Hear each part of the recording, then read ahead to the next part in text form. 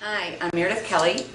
I am the chairman of the Region 4 UAW Veterans Women's Roundtable, and we just celebrated our 12th anniversary. But to give you a little history of Region 4, I met my husband John on the 4th of July back in 1990, and have always came from a very patriotic family. My grandfather was in World War I. My father was a B-17 pilot in the European theater during World War II. And I was very supportive of the Vietnam veterans when I was in nurses training back in the 60s and 70s. After meeting John and we started dating, he brought me to a Region 4 Veterans Conference.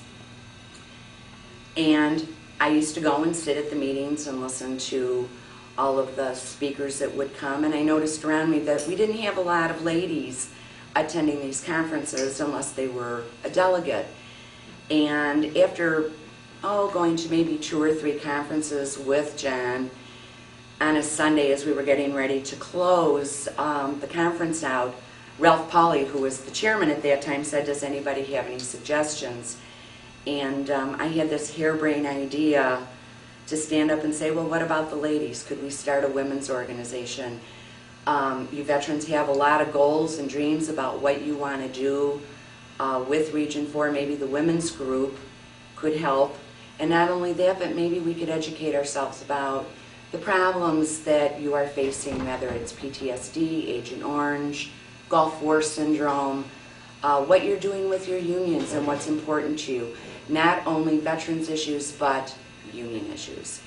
And with that, they took a vote and they kind of handed it over to me, and we had our first meeting, I believe it was in Marshalltown, Iowa, in the spring conference in 1992.